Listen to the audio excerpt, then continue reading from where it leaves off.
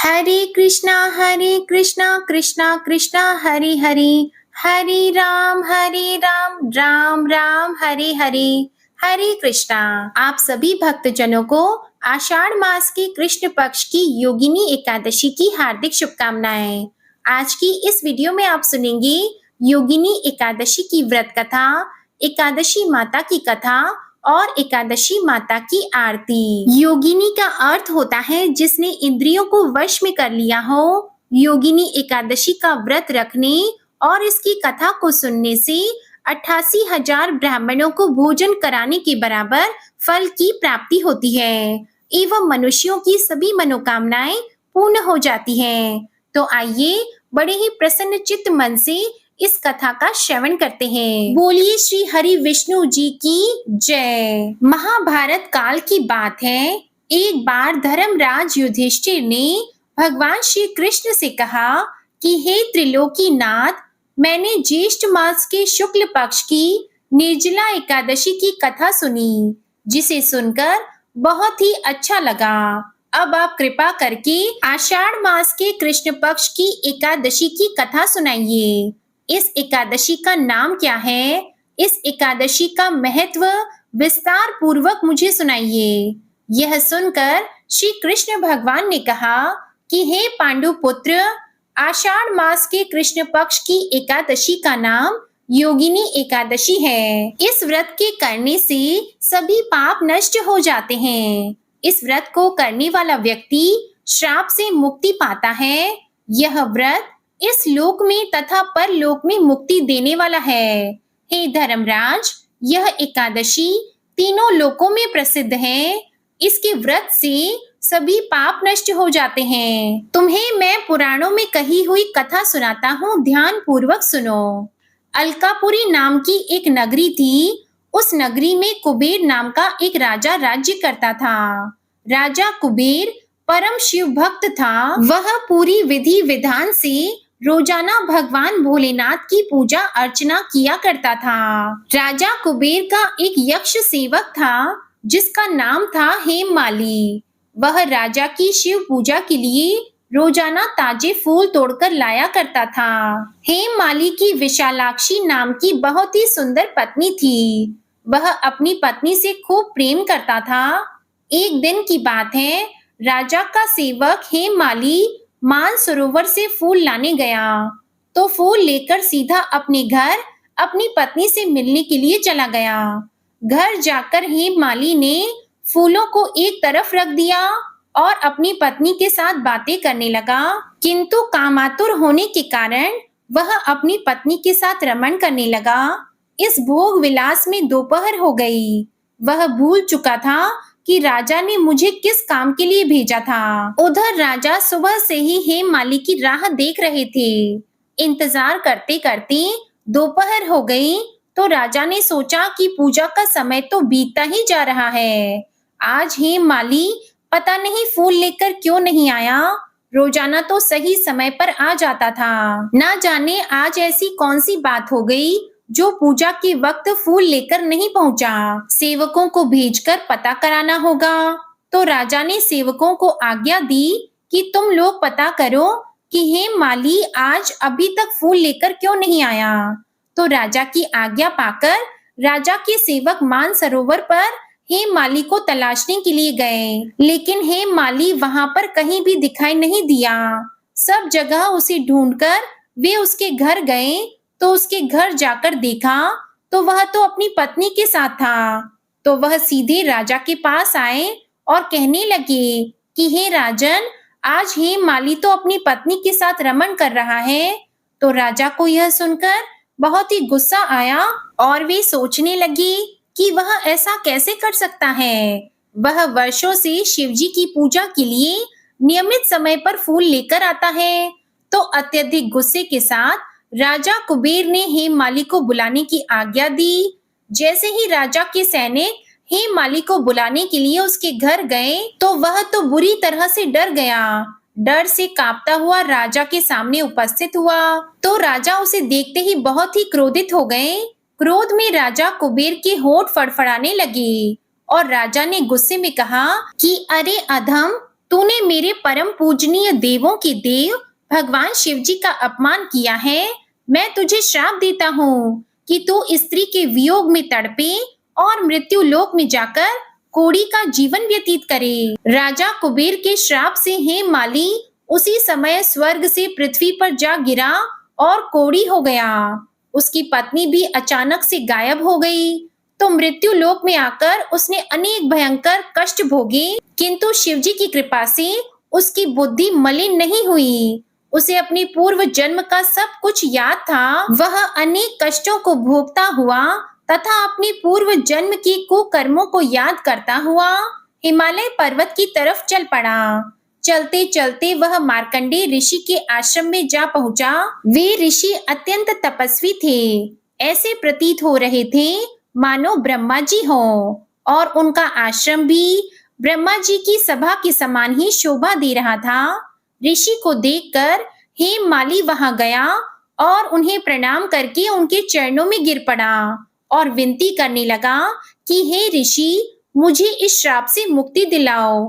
तो हेममाली को देखकर मार्कंडेय ऋषि ने कहा कि तूने कौन से निष्कृष्ट कर्म किए हैं जिससे तुझे कोढ़ हो गया और भयानक कष्ट भोग रहा है, मुझे विस्तार पूर्वक बताओ।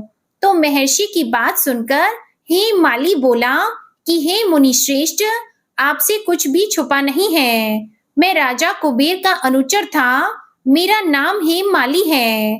मैं प्रतिदिन मानसरोवर से फूल लाकर शिवजी की पूजा के लिए राजा को दिया करता था। एक दिन मैं मानसरोवर से सीधे फूल लेकर अपने घर चला गया और वहां अपनी पत्नी के साथ समय बिताने लगा। तो मुझे समय का बिल्कुल भी ज्ञान नहीं रहा। ना जाने कब दोपहर हो गई। राजा फूलों का इंतजार करते करते क्रोधित हो गए। उन्होंने मुझे बुलाने के लिए अपने सेवकों को भेजा।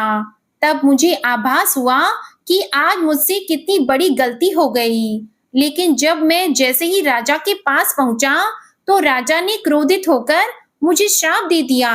श्राप देते हुए कहा कि तू अपनी स्त्री का वियोग और मृत्यु लोक में जाकर कोड़ी बनकर दुख भोगेगा। इसी कारण से मैं कोड़ी हो गया हूँ तथा पृथ्वी पर भयंकर से भयंकर कष्ट भोग रहा हूँ। अतः आप कृपा करके मुझे कोई ऐसा उपाय बताइए जिससे मेरी मुक्ति हो जाए।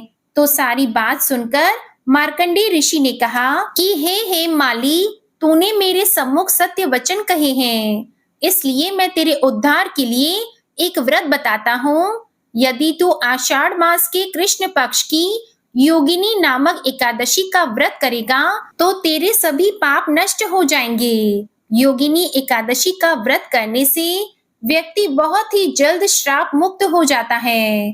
तो महर्षि के ये वचन सुनकर हेममाली बहुत ही खुश हुआ और उनके वचनों के अनुसार योगिनी एकादशी का व्रत विधान पूर्वक करने लगा और इस व्रत के प्रभाव से वह अपने पुराने स्वरूप में आ गया और अपनी पत्नी के साथ सुख पूर्वक रहने लगा। फिर इस लोक के समस्त सुखों को भोगता हुआ अंत में स्वर्ग लोक को गया। तो यह कथा कहकर भगवान श्री कृष्ण ने कहा कि हे राजन, इस योगिनी एकादशी का फल 88,000 ब्राह्मणों को भोजन कराने के बराबर होता है। इसके व्रत से सभी पाप नष्ट हो जाते हैं, व्यक्ति श्राप मुक्त हो जाता है और अंत में मोक्ष को प्राप्त करके प्राणी स्वर्ग का अधिकारी बन जाता है। बोलिए श्री हरि विष्णु जी की जय। अब सुनिए एकादशी माता की कथा। एक बार एक राज्य में एक राजा रहा करता था। राजा बहुत ही बुद्धिमान और बलशाली था। राजा सदा ही अपनी प्रजा का बहुत अच्छे से ध्यान रखता था। प्रजा भी राजा को बहुत पसंद करती थी। राजा की 2 बेटियां थी। राजा अपनी दोनों बेटियों से बहुत प्रेम करता था। राजा की छोटी बेटी देखने में बहुत सुंदर और आकर्षित थी और राजा की बड़ी बेटी छोटी बेटी के मुकाबले थोड़ी कम सुंदर थी। राजा की छोटी बेटी माता की पूजा किया करती थी और सभी लोग राजा की छोटी बेटी से बहुत प्रेम करते थे और बहुत प्रशंसा किया करते थे। राजा भी अपनी छोटी बेटी को बड़ी बेटी से अधिक प्रेम करता था, जिसके कारण राजा की बड़ी बेटी को अपनी छोटी बहन से बहुत नफरत होने लगी थी। राजा की दोनों बेटियां जब बड़ी हो गई तब एक पड़ोस के राज्य में रहने वाले राजकुमार राजा की बड़ी बेटी के लिए रिश्ता लेकर आया।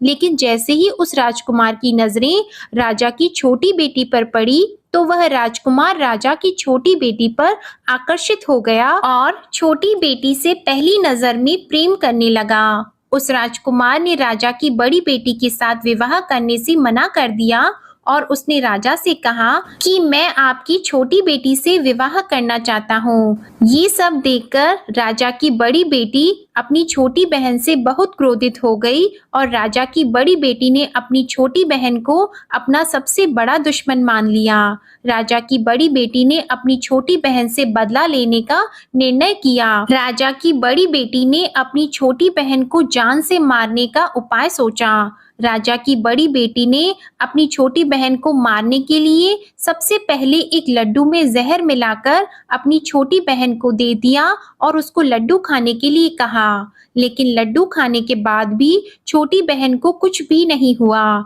बड़ी बहन ये देखकर बहुत आश्चर्यचकित हो गई, लेकिन बड़ी बहन ने हार नहीं मानी। जब उसकी छोटी बहन रात में कमरे में सो रही थी तब उसने एक मटके में सांप रखकर उसके कमरे में छोड़ दिया, लेकिन सांप भी छोटी बहन का कुछ नहीं कर पाया। जिसके बाद बड़ी बहन ने अपनी छोटी बहन से कहा कि चलो हम लोग कुएं में से पानी भर कर लाते हैं, जिसके लिए वह अपनी छोटी बहन को पानी भरने के बहाने कुएं के पास ले गई और उसने अपनी छोटी बहन को कुएं में धक्का दे दिया।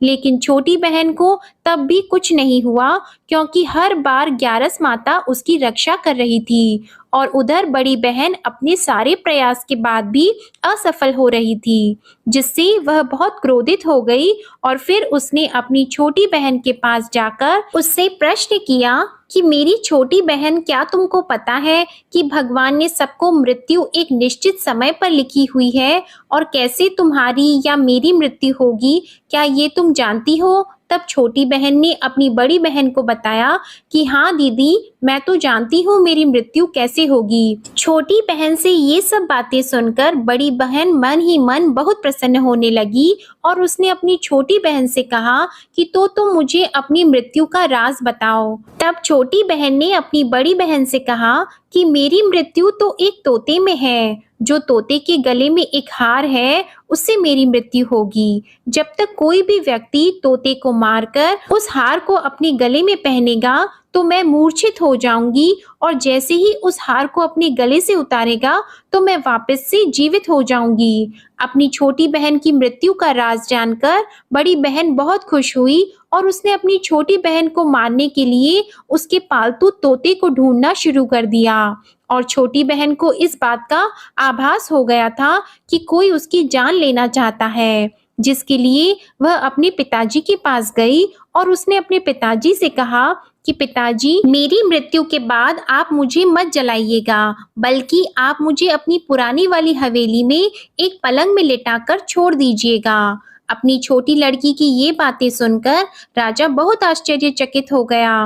राजा ने अपनी छोटी बेटी से पूछा कि बेटी, तुम ये क्या कह रही हो? तब राजा की छोटी बेटी ने बताया कि पिताजी, समय किसी के लिए नहीं रुकता है, क्या कब किसको हो जाए इसका किसी को कुछ नहीं पता।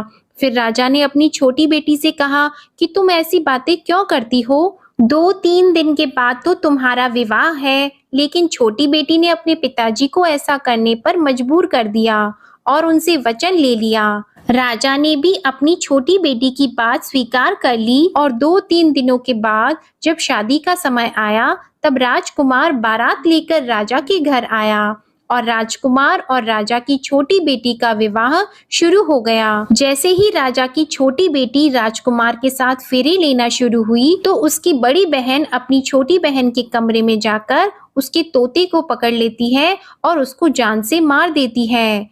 तोते के गले में जो हार था उसको अपने गले में धारण कर लेती है और जैसे ही बड़ी बहन उस हार को अपने गले में धारण करती है तो उधर छोटी बहन 3.5 ही फेरे ले पाती है और वहीं पर बेहोश होकर गिर जाती है। जिसके बाद राजा ने बड़े बड़े दर्द हकीमों को बुलाया और अपनी छोटी बेटी का इलाज करने के लिए कहा। राजा की बात सुनकर जब वैद्य ने छोटी बेटी को देखा तो राजा को बताया कि आपकी छोटी बेटी ना तो जीवित है और ना मरी हुई है। ऐसा मैं पहली बार देख रहा हूँ। राजा ने वैद्य और हकीम को ये बात बाहर बताने से मना कर दिया और उनको कहा कि अगर तुमने ये बात किसी को बाहर बताई तो हम तुमको फांसी दे देंगे। राजा ने अपनी छोटी बेटी को पुराने महल में जाकर एक पलंग में लेटा दिया और वहां पर कुछ सैनिकों को तैनात कर दिया। इसके बाद राजा वापस अपने महल पर आ गया। राजा की बड़ी बेटी अपने पिताजी के पास आई और कहने लगी कि पिताजी, अगर ये शादी संपन्न नहीं हुई तो आपकी इज्जत का क्या होगा? आप कहें तो मैं आपकी इज्जत बचाने के लिए राजकुमार से शादी करने के लिए तैयार हूँ। जिसके बाद राजा ने अपनी बड़ी बेटी की बात मान ली और राजा ने बड़ी बेटी को छोटी बेटी के कपड़े पहनाकर मंडप में भेज दिया। लेकिन राजकुमार ये जान गया कि ये राजा की छोटी बेटी नहीं है बल्कि ये राजा की बड़ी बेटी है। लेकिन जब राजकुमार ने शादी करने से मना किया तो सभी लोगों ने राजकुमार को बेबस करके राजा की बड़ी बेटी से बचे हुए फेरों को संपन्न करा दिया और विवाह संपन्न हुआ। जिसके बाद राजकुमार राजा की बड़ी बेटी को अपने महल में ले गया। विवाह होने के बाद राजकुमार उससे ना तो बात करता था, ना उसे पसंद करता था और ना ही उसके आसपास भटकता था। और राजकुमार ने ये फैसला लिया था कि वह अपनी प्रेमिका को ढूंढ कर रहेगा और ये जानकर रहेगा कि उसके साथ क्या हुआ है। एक दिन राजकुमार अपने घोड़े पर सवार होकर राजा के पुराने महल के पास पहुंचा, जहां पर उसने कुछ सैनिकों को देखा। महल के पास पहुंचकर राजकुमार ने जब महल को ध्यान से देखा तो वह समझ गया कि ये तो हमारे ससुर जी का महल है। तब राजकुमार ने सैनिकों से पूछा कि तुम लोग यहाँ क्या कर रहे हो और इस महल के अंदर उस पलंग में कौन लेटा है? जिसके बाद सैनिकों ने बताया कि यहाँ पर राजा की छोटी बेटी लेटी है। ये सुनकर राजकुमार बहुत प्रसन्न हो गया और वह तुरंत अपनी प्रेमिका के पास पहुंच गया और उसकी सेवा करने लगा। जैसे ही रात हुई तो राजा की छोटी बेटी उठकर खड़ी हो गई।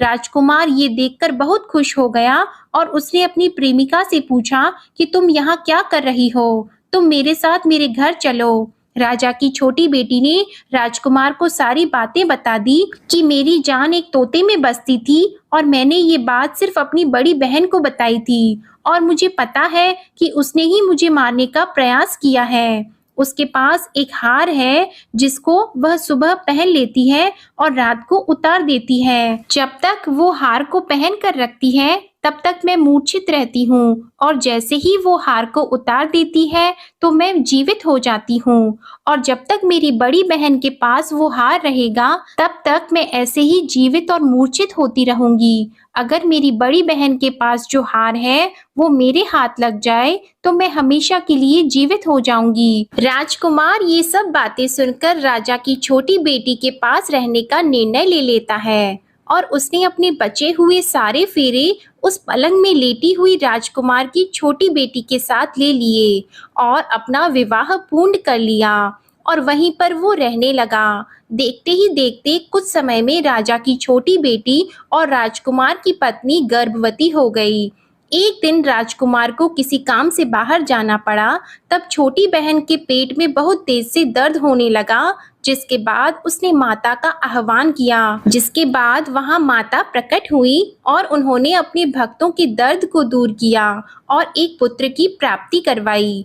और वहीं पर अचानक से राजकुमार भी आ गया। राजकुमार ने ग्यारस माता को देखा तो वह आश्चर्यचकित हो गया और उसने तुरंत ग्यारस माता को प्रणाम किया और ग्यारस माता ने राजकुमार से कहा, जब तुम्हारा पुत्र 5 वर्ष का हो जाए तो तुम आकर अपनी पत्नी का हार इसके गले में डाल देना। और देखते ही देखते राजकुमार और राजा की छोटी बेटी का पुत्र 5 वर्ष का हो जाता है। तो राजकुमार अपने बेटे से कहता है कि बेटा, मैं कुछ काम से बाहर जा रहा हूँ, तुम अपनी माता का ध्यान रखना, और वहां से चला जाता है। राजा को बाहर निकलता देखकर बड़ी बहन के सैनिक देख लेते हैं और बड़ी बहन को जाकर सारी बातें बता देते हैं, जिसके बाद बड़ी बहन अपनी छोटी बहन के पुत्र को वहां से उठवा लेती है और उसको मरवा देती है। छोटी बेटी के पुत्र के 2 टुकड़े करवा देती है। पहला टुकड़ा चक्के के पास छुपा देती है और दूसरा टुकड़ा अपने पलंग के नीचे रख लेती है। अब ग्यारस माता भिखारी का रूप लेकर आती हैं और एक भिखारी का रूप रखकर बड़ी बहन के पास चली जाती है, जिसके बाद वहां पर भिक्षा मांगने लगती है। तो बड़ी बहन अपने नौकरों से कहती है कि जाकर भिक्षा दे दो, लेकिन जैसे ही नौकर ग्यारस माता को भिक्षा देने के लिए आते हैं तो माता उन्हें मना कर देती हैं और कहती है कि मैं तुम्हारी महारानी से ही भिक्षा लूंगी। जिसके बाद बड़ी बहन स्वयं ही भिक्षा देने के लिए माता के पास आती है। तब माता एक बिल्ली का रूप लेकर उसके कमरे में चली जाती है और वहां पर छोटी बेटी के पुत्र के 2 टुकड़े को आपस में जोड़ देती है और उसे जीवित कर देती है। फिर उसे वहां से ले जाती है। राजकुमार अपने बेटे को लेकर अपनी पत्नी के पास जाता है और उसे कहता है कि तुम इसका ध्यान रखना। अगर तुम इस बच्चे का अच्छे से ध्यान रखोगी तो मैं तुमसे बात करूंगा। एक दिन राजकुमार अपने बच्चे से कहता है कि तुम मम्मी से उनके गले का हार मांग लो। तो अपने पिता की बात मानकर राजकुमार का लड़का अपनी मम्मी के पास जाता है और कहता है कि मम्मी मुझे तुम्हारा हार चाहिए। यह सुनकर पहले तो बड़ी बहन बहुत क्रोधित होती है, पर उसको यह याद आता है कि राजकुमार ने कहा था कि अगर मैं इस बच्चे का ध्यान अच्छे से रखूंगी तो वह मुझसे बात करेंगे, जिसके कारण वह हार उस बच्चे को दे देती है और वह तुरंत हार को ले जाकर अपने पिताजी को दे देता है। और तभी राजकुमार अपने बेटे को लेकर वहां से जाने लगता है और अपनी पत्नी से कहता है कि तुम हमारे लिए खाना बनाकर रखना, मैं शाम को आकर तुम्हारे साथ खाना खाऊंगा। और वह अपने बेटे को लेकर वहां से चला जाता है। जिसके बाद वह राजा के पास जाता है और उनको सारी बातें बता देता है। राजा अपनी बड़ी बेटी की ये करतूत सुनकर बहुत क्रोधित होते हैं और अपनी परवरिश पर ही दोष देने लगते हैं। राजकुमार को अपनी छोटी बेटी के साथ रहने के लिए आदेश दे देते हैं। इस प्रकार ग्यारस माता की कृपा से राजकुमार और राजा की छोटी बेटी सुखपूर्वक रहने लगे। प्रेम से बोलिए एकादशी माता की जय। प्रेम से बोलिए माता लक्ष्मी और भगवान विष्णु की जय। माता पार्वती और भगवान शंकर की जय। कथा के बाद अब आप आरती श्रवण कीजिए। ओम जय एकादशी माता, मैया जय एकादशी माता। विष्णु पूजा व्रत को धारण कर, विष्णु पूजा व्रत को धारण कर, शक्ति मुक्ति पाता। ओम जय एकादशी माता। तेरे नाम गिनाऊं देवी, भक्ति प्रदान करनी, मैया भक्ति प्रदान करनी। गण गौरव की देनी, गण गौरव की देनी, माता शास्त्रों में वरनी। ओम जय एकादशी माता। मार्गशीर्ष की कृष्ण पक्ष की उत्पन्ना विश्वतारिणी जन्मी, मैया उत्पन्ना विश्वतारिणी जन्मी। शुक्ल पक्ष में हुई मोक्षदा, मुक्तिदाता बन आई। ओम जय एकादशी माता। पौष के कृष्ण पक्ष की सफला नामक है, सफला नामक है। शुक्ल पक्ष में होए पुत्रदा, आनंद अधिक रहे। ओम जय एकादशी माता। नाम षटतिला माघ मास में कृष्ण पक्ष आवे, मैया कृष्ण पक्ष आवे। शुक्ल पक्ष में जया कहावे, शुक्ल पक्ष में जया कहावे, विजय सदा पावे। ओम जय एकादशी माता। विजया फागुन कृष्ण पक्ष में शुक्ला आमल की, मैया शुक्ला आमल की। पाप मोचनी कृष्ण पक्ष में चैत्र महाबली की। ओम जय एकादशी माता। चैत्र शुक्ल में नाम कामदा धन देने वाली, मैया धन देने वाली। नाम वरूथिनी कृष्ण पक्ष में, नाम वरूथिनी कृष्ण पक्ष में वैशाख माह वाली। ओम जय एकादशी माता। शुक्ल पक्ष में होई मोहिनी अपराजिष्ट कृष्ण पक्षी। नाम निर्जला सब सुख करनी, नाम निर्जला सब सुख करनी। शुक्ल पक्ष रखी। ओम जय एकादशी माता। योगिनी नाम आषाढ़ में जानो कृष्ण पक्ष करनी। देव शयनी नाम कहायो शुक्ल पक्ष धरनी। ओम जय एकादशी माता। कामिका श्रावण मास में आवे कृष्ण पक्ष कहिए। श्रावण शुक्ला होए पवित्रा आनंद से रहिए। ओम जय एकादशी माता। अजा भाद्रपद कृष्ण पक्ष की परिवर्तिनी शुक्ला। इंद्रा आश्विन कृष्ण पक्ष में, इंद्र आश्विन कृष्ण पक्ष में व्रत से भवसागर निकला। ओम जय एकादशी माता। पापंकुशा है शुक्ल पक्ष में आप हरनहारी। रमा मास कार्तिक में आवे सुखदायक भारी। ओम जय एकादशी माता। देवोत्थानी शुक्ल पक्ष की दुख नाशक मैया, मैया दुख नाशक मैया। पावन मास में करूं विनती, पावन मास में करूं विनती, पार करो नैया। ओम जय एकादशी माता। परमा कृष्ण पक्ष में होती जन मंगल करनी, मैया जन मंगल करनी। शुक्ल मास में होए पद्मिनी, शुक्ल मास में होए पद्मिनी, दुख दारिद्र हरनी। ओम जय एकादशी माता।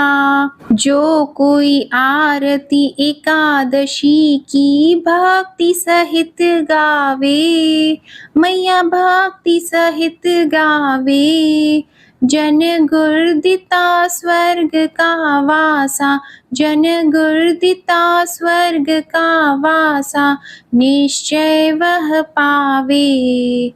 ओम जय एकादशी माता। ओम जय एकादशी माता। ओम जय एकादशी माता। प्रेम से बोलिए एकादशी माता की जय। प्रेम से बोलिए श्री लक्ष्मी नारायण भगवान की जय। आशा करती हूँ आप सभी भक्तजनों का योगिनी एकादशी का व्रत सफल हो और भगवान श्री लक्ष्मी नारायण जी और एकादशी माता की कृपा आप और आपके पूरे परिवार पर सदा बनी रहे। आज की ये वीडियो पसंद आई हो तो वीडियो को लाइक जरूर कीजिएगा, शेयर कीजिएगा, कमेंट में भगवान श्री लक्ष्मी नारायण जी और एकादशी माता की जय लिखिएगा और हमारे चैनल आध्यात्मिक सागर को सब्सक्राइब जरूर कीजिएगा। प्रेम से बोलिए भगवान श्री हरि विष्णु जी की जय।